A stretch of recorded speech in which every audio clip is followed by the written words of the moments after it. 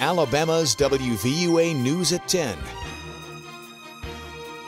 Good evening, I'm Tamika Alexander. And I am Terry Brewer. We begin tonight looking deeper into a scam that has targeted people in West Alabama. And if you're looking for a place to live on the popular website Craigslist, you need to look out for some properties that just may be too good to be true. But how do you separate the real listings from dangerous scammers? In tonight's top story, WVUA's Travis Leader takes a look inside the methods scammers use that may cause you to lose money online. Look out, online bargain hunters. There may be some scammers targeting those looking for cheap places to live. What they've done is they've gone and taken information they found on websites, photos and everything else, made it look like my listing, and had put it up for rent. And they are mainly targeting a certain portion of the housing market. The rental market's picked up because the housing market has taken a downturn, and we've noticed that people are taking advantage of folks looking for rental property. So if you are looking for a place to rent on Craigslist, here are some signs a scammer may be out to get you. If you get an email from an inquiry that's got some really formal language, or it's from out of the country, the owner says he's out of the country, he wants you to just drive by, or, you know, for instance, the utilities are included with the rent. If it's a really nice house for a really low price, that's a red flag. Another word of advice realtors pass along is to never wire money in these situations. And once it goes into the wire system, it's gone. And this is usually people who can't afford to lose money. In Tuscaloosa, Travis Leader, WVUA News. Simmons also says whether you are looking online or in person for a new place to live, make sure you always do business through a reputable realtor. On your home team Crime Watch, a suspect featured on a national television show is now in custody, and he was caught in Tuscaloosa after Willie Lorick was on America's Most Wanted last week. Tips led police to his arrest. WVUA reporter Bradley Whittington shows us all how it all started. I'm John Walsh. Welcome to the premiere of America's Most Wanted. In its 25 years of broadcasting, it's put more than 1,200 fugitives behind bars, including Willie Henry Lorick, who was arrested in Tuscaloosa on Wednesday, only 5 days after he was featured on America's Most Wanted. Willie Lorick, Chris's cousin, was somehow able to elude the massive manhunt. We did about a 7-minute story on him.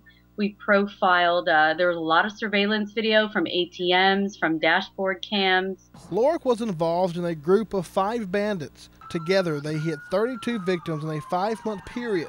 Then they were captured one by one. Chris Lorick, Robert Ward, Sean Lorick, and David Jackson. They basically nailed one at a time, and they got all of them except for Willie Lorick, and he was the last one that got away. But not for long.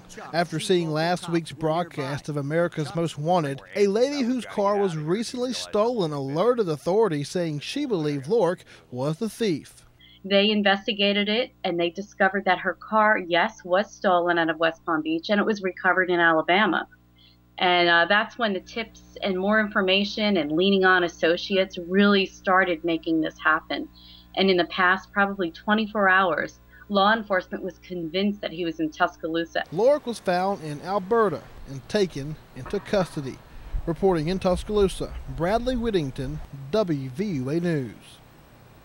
Lorick will go to West Palm County, Florida, where he faces 32 counts of robbery, kidnapping, grand theft while armed, offenses against police, and felony possession of a firearm.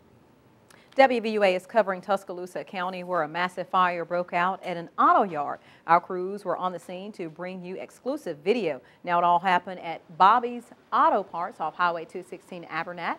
According to Abernat volunteer fire captain Charlie Stakely, it happened around 9 o'clock last night. Fire departments from all over Tuscaloosa County were called to the scene. Officials even shut down a portion of the highway for hours while crews battled the flames. Dozens of cars were burned during the fire.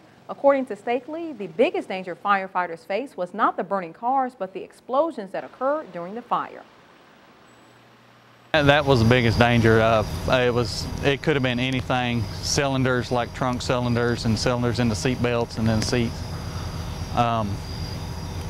those explode and then they'll just take off the car and you never know where they're going to land. The cause of that fire is still under investigation. Well, earlier today, West Alabama battled some storms, and I must say, Terry, I was out in those storms. Oh, yeah, not a good day to be out in those at all. And with an answer to if we're going to have more of those and a first check on Alabama's home team forecast, Chief Meteorologist Richard Scott joins us now. Hi there, Richard.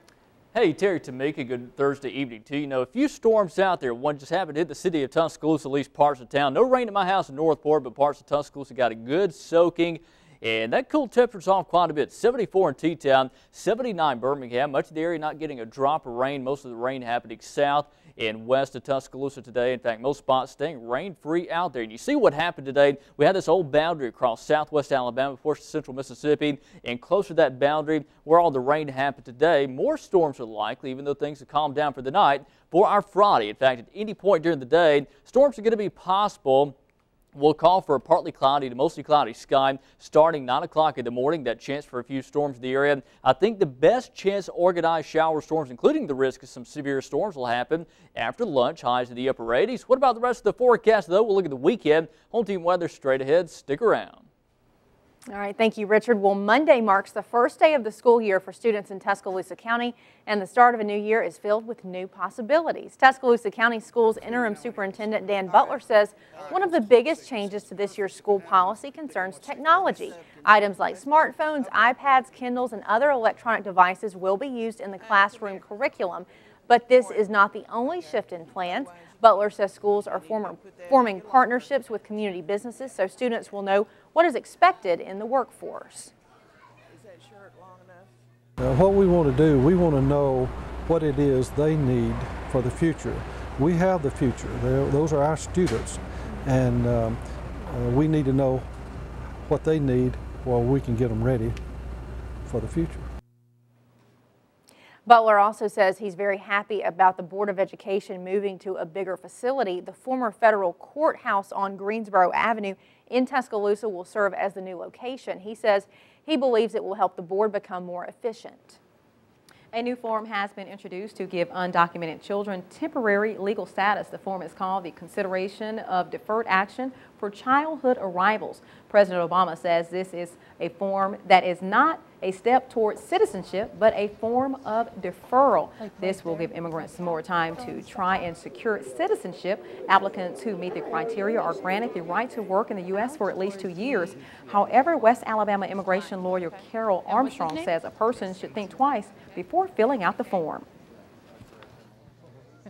Just the criteria for determining whether someone applies appear on the surface to be relatively straightforward, but again, there are lots of traps for the unwary there, and it's just really important to sit down and have your situation evaluated to make sure that you're not opening up a can of worms that you can't undo.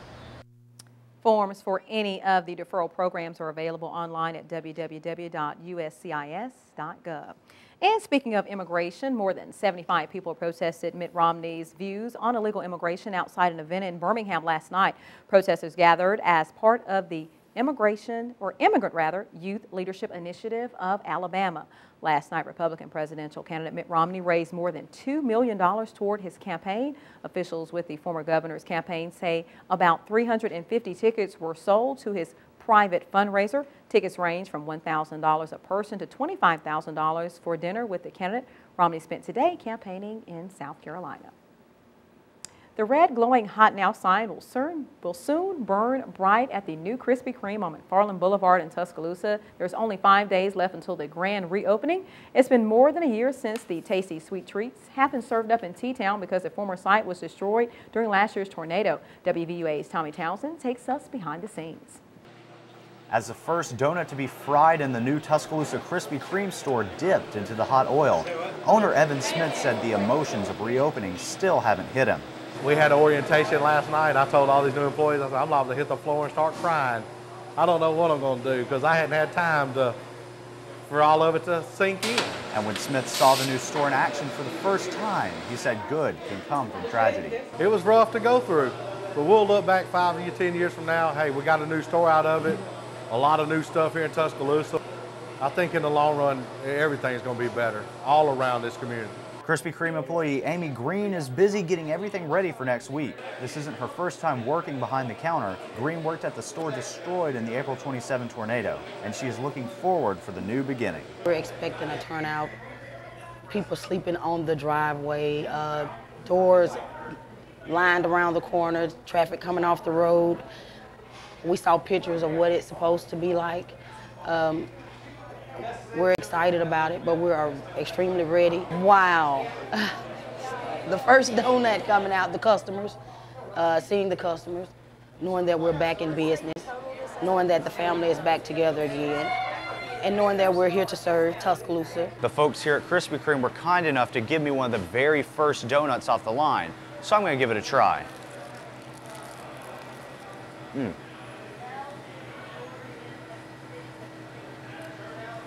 You know, it's just sugar and yeast and blueberry frosting, but today these were ingredients for recovery. In Tuscaloosa, Tommy Townsend, WVUA News. And Tommy seems like he really enjoyed that donut. Smith says that Krispy Kreme will open on Tuesday.